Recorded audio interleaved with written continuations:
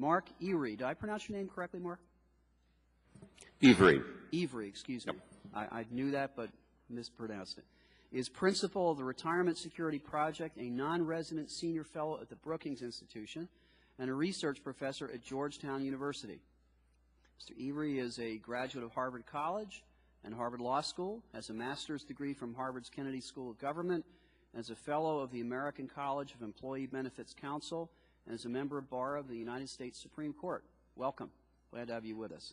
David John, welcome. Glad to have you with us this morning, is a senior research fellow at the Heritage Foundation. Mr. John serves as Heritage's lead analyst on issues relating to pensions, financial institutions, asset building, and Social Security reform. Mr. John also serves as managing director of the Retirement Security Project, a Pew Charitable Trust-funded joint effort at Georgetown University and the Brookings Institution. Welcome, Mr. John. Mr. Chairman, thank you. It's good to be with you again. Mr. Klein, distinguished members, and Mr. Chairman, you're right. The medium is the message here to a great extent. We are both principals, in addition to our Brookings and Heritage affiliations, respectively. David John and I are both principals of a nonprofit retirement security project, a Brookings Georgetown University partnership, which is supported by the Pew Charitable Trusts, and we are here to present a joint proposal, the automatic IRA, which Mr. Calabrese has referred to, that is intended to create common ground that transcends partisan or ideological differences. Mr. Neal, Mr. English, Mr. Emanuel, and others have introduced H.R. 2167, and a companion Senate bill has been introduced, the Automatic IRA Act of 2007, that combines three basic building blocks that we've seen work effectively in our current private pension system. One of those is saving through 401k type payroll deposits. A second is automatic enrollment, which we've already started talking about today. And a third is IRAs. The IRAs are eminently portable. They make sense in a market-led proposal such as this one, and they have a $5,000 maximum contribution, which is starting in 2008, which is high enough to serve the needs of most Americans. The average 401k contribution for people who could contribute up to $15,500, the average is less than $3,000. So $5,000 is ample for most folks. But it's low enough, and Mr. Klein, this goes to your do no harm point in your introductory remarks.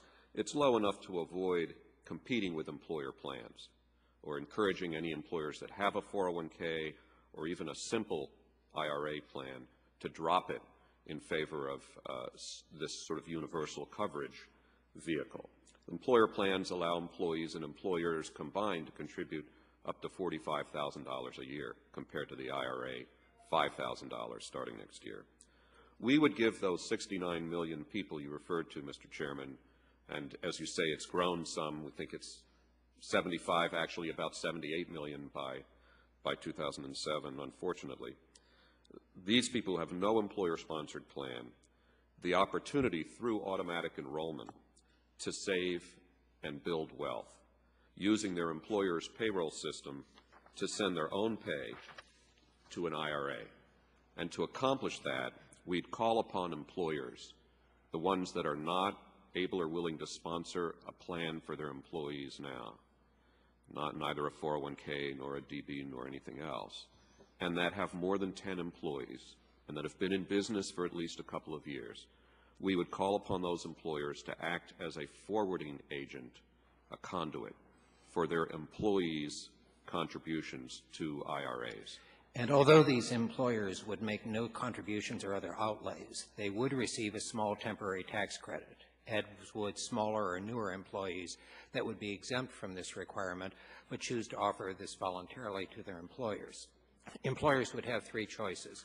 They could tell their workers to go out and find your own IRA. They could say all of the automatic IRAs at my company will be with X financial company. Or last but not least, they could take advantage, if they can't find any other cost-effective means for these accounts through a national default investment platform. This platform could be a consortium of private financial institutions. It could be a risk pool. It could be a consortium of nonprofit financial institutions, or, as is in the bill, it could be something similar to the Federal Thrift Savings Plan that currently is available to federal employees. Now, the budgetary impact of this is relatively low.